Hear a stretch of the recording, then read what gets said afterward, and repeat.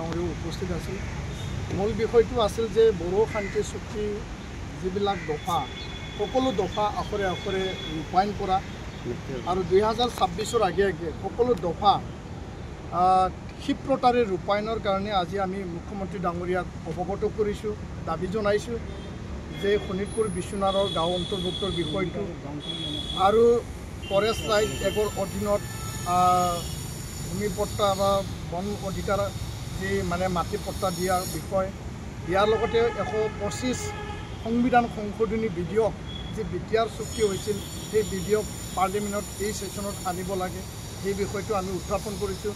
BTR চুক্তি অনুসৰি যিবিলাক আমাৰ ভেঞ্চাৰ স্কুল আছে অপ্ৰাদেশিকৃত বিদ্যালয় সেইবিলাক প্ৰাদেশিকৰণৰ কাৰণে আমি দাবী জনাইছোঁ আৰু লগতে NDB কেডাৰসকলক 100% জেলৰ পৰা মোকলাই দি পেলাই ৰঞ্জন দৈমাৰীসহ আৰু NIA কেছ CBI কেছ সকলো যিবিলাক জেলত আছে সকলোকে মুকলি আকাশত আনিব লাগে, কাৰণ তেওঁলোকে 14, 15, 16টা বছৰ এতিয়া জেলত আবদ্ধ হৈ আছে আৰু বাকীখিনি এতিয়া ওলাইও আছে। এইটো এটা ভাল খবৰ মুখ্যমন্ত্ৰীৰ মানে যি ইনিচিয়েটিভত।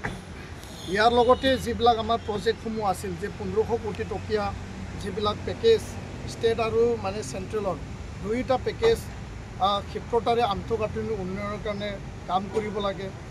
এই বহুকেইটা দাবীৰ ওপৰত আলোচনা হয়। শিক্ষাৰ লগত জড়িত যিবিলাক আমাৰ বিষয় আছিল যে আসাম জুডিচিয়েল ছাৰ্ভিচত বড়ো ভাষাক তাক অন্তৰ্ভুক্ত কৰিব লাগে, যাৰ কাৰণে জুডিচিয়েল ছাৰ্ভিচৰ পৰা বড়ো ল'ৰা ছোৱালী বঞ্চিত হ'ব লগা হৈছে। আমাৰ হায়াৰ ছেকেণ্ডাৰী আপগ্ৰেডেশ্যন হৈছে কিন্তু পোষ্ট ক্ৰিয়েশ্যন হোৱা নাই আৰু বড়োলেণ্ড ইউনিভাৰ্চিটি ওদালগুৰি কেম্পাছ তাত মানে স্থাপন কৰিব লাগে, ইয়াৰ কাৰণে পোষ্ট ক্ৰিয়েশ্যন কৰিব লাগে।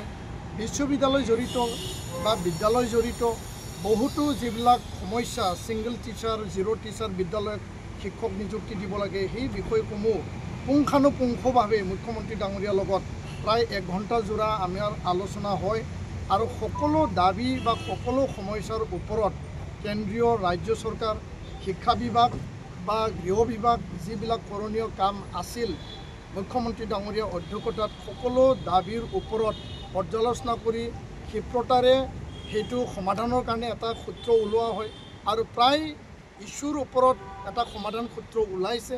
আশা কৰিছোঁ যে অহা 6 মাহত আৰু আগন্তুক 1-1.5 মাহত পৰা আৰম্ভ কৰি পেলাই সকলো দাবীৰ ওপৰত এটা সমাধান সূত্ৰ ওলাব আৰু বড়ো ৰাইজ, বিটিআৰবাসী ৰাইজ, অসমবাসী ৰাইজ সেই চুক্তিটোলৈ যি আশা আছিল সেই আশাটো যাতে পূৰণ হয়।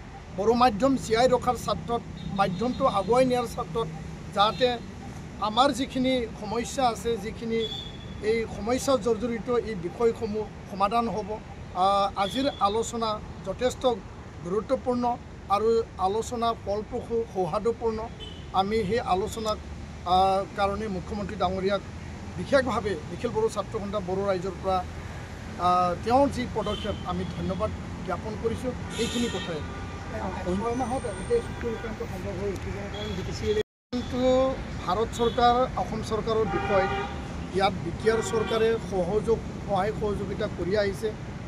যদিও নিৰ্বাচন আহিব তাত প্ৰশাসনিক ব্যৱস্থা প্ৰিন্সিপাল ছেক্ৰেটাৰী বা ব্যৱস্থাটো থাকিব আৰু ইয়াৰ কাৰণে এই কথাটো মই স্পষ্ট ক'ব বিচাৰিছোঁ যে আগন্তুক 6 মাহত কেন্দ্ৰীয় আৰু ৰাজ্য চৰকাৰ, গৃহমন্ত্ৰী ডাঙৰীয়া আৰু অসমৰ মাননীয় মুখ্যমন্ত্ৰী ডাঙৰীয়া, প্ৰধানমন্ত্ৰীৰ যি এটা দৃঢ় এটা পদক্ষেপত যদি আগবাঢ়ি যায়, নিখিল বড়ো ছাত্ৰ সন্থা বা প্ৰাক্তন NDB বড়ো ৰাইজে বিচৰা নিচিনা সেই চুক্তিৰ দফাসমূহ আগন্তুক 6 মাহত ক্ষিপ্ৰতাৰে যদি ৰূপায়ণ কৰে তেতিয়াহ'লে এই সমাধান সম্ভৱ বুলি আমি দৃঢ় বিশ্বাসী আৰু আশাবাদী আৰু এই টাৰ্গেটটো লৈ পেলাই আমি কাম কৰিছোঁ আৰু সেইদিনাখন কেন্দ্ৰীয় চৰকাৰক আমি অৱগত কৰি আনিছোঁ। যদি চুক্তি ক্ষিপ্ৰতাৰে যদি ৰূপায়ণ হয় তেতিয়াহ'লে আমি ভৱিষ্যতে গণতান্ত্ৰিক পন্থা গণতান্ত্ৰিক আন্দোলন কৰিবলৈ বাধ্য হ'ব বুলি আমি কেন্দ্ৰীয় চৰকাৰ বা যুটীয়া সচিব নীৰজ কুমাৰ ডাঙৰীয়াক আমি অৱগত কৰি আহিছোঁ। অন্য এটা প্ৰশ্ন যিটো বিচাৰৰ ইলেকশ্যন আহি আছে ভেকচিন নেতৃত্বত প্ৰয়াস কৰা আছে যে সকলো বিচাৰৰ যি ৰিজনেল পাৰ্টি আছে বৰ্তমান কি হৈছে নাই। নিখিল বড়ো ছাত্ৰ সন্থা জাতীয় সংগঠন হিচাপে ছাত্ৰ সংগঠন হিচাপে আমাৰ দায়বদ্ধতা আমি পালন কৰিছোঁ আৰু এই দায়বদ্ধতাৰ আধাৰত আমাৰ যি আঞ্চলিক ৰাজনৈতিক দল বা বড়োলেণ্ড আন্দোলনৰ পটভূমিত জন্ম হোৱা এই দলসমূহক আমি এটা আহ্বান ৰাখিছিলোঁ যে আপোনালোকে যদি একত্ৰিত হৈ পেলাই যদি আগবাঢ়ে বা ক'ৰবাত বুজাবুজি হৈ পেলাই যদি আগবাঢ়ে তেতিয়াহ'লে ভাল আৰু তেতিয়াহ'লে বড়ো ৰাইজে বিচৰা নিচিনা আমাৰ যিবিলাক আৰ্থসামাজিক আমাৰ যিবিলাক সাংবিধানিক ৰাজনৈতিক বিষয়সমূহ আছে বা আগুৱাই নিয়াৰ ক্ষেত্ৰত একেলগে যদি কাম কৰে তেতিয়াহ'লে ভাল। সেই কথাটো নজৰ ৰাখি পেলাই সকলোৱে 2024ত সন্মতি জনাইছিল, আলোচনাও মিলিত হৈছিল আৰু এটা বুজাবুজি আধাৰত কিছু আগো বাঢ়িছিল। কিন্তু আহি 2024ৰে আপোনাৰ ডিচেম্বৰ মাহলৈকে সেই আলোচনা মানে স্তব্ধ হৈ পৰিছে। এতিয়া তেওঁলোকৰ দুয়োটা দলৰ মাজত আলোচনা বিলোচনা কৰাটো আমি দেখিবলৈ পোৱা নাই। এতিয়াও আমাৰ এইটোৱে আহ্বান ৰাখিব যে দুই আঞ্চলিক ৰাজনৈতিক দলে যদি বৃহত্তৰ স্বাৰ্থত আগৰ সময়ত দুই দলৰ শীৰ্ষ নেতৃত্বই যদি আলোচনা কৰি আমি ভাল পাম, ৰাইজে ভাল পাব। বাকী আলোচনা কৰিব না নাই, তেওঁলোকে মিলিত হ'ব না নাই, এইটো তেওঁলোকৰ কথা। আমি আমাৰ দায়িত্ব সহকাৰে আমি তেওঁলোকক আবেদনহে জনাব পাৰিব, আমি আহ্বানে জনাব পাৰিব। সেইখিনি কথা মই স্পষ্ট কৰিছোঁ। ধন্যবাদ। फरायसाफोरनि थाखाय मोनसे फोसावथाय। सोलोंथाइ बोसोर 2025-26नि फरायसाफोरनि थाखाय गोदानै मुं थिसननाय लानानै फैदों रुनिकाटानि UN एकाडेमिया। चिरां जिल्लानि रुनिकाटायाव थानाय UN एकाडेमिया देग्लायनिफ्राय HS फार्स्ट इयारनि सोलोंथाइ होनायखौ जागायबाय। बे एकाडेमियाव 11 थाखोनि आर्ट्स स्ट्रीमनि गोदानै मुं थिसननायखौ दासान्दि लागासिनो दं। गुन गोनां सोलोंथाइ होनायजों लोगोसे हौवासा आरो हिन्जावसाफोरनि थाखाय आलादायै साखोन सिखोनै हस्टेलनि खाबुबो दं। बे एकाडेमियाव मुं थिसननायनि बागै आबुं बाथ्राखौ मिथिनोब्ला नैबे मबाइल नाम्बार 9706177397 नङाब्ला 9101444619 आव थोंजोङै फोनांजाब खालामनो हागोन।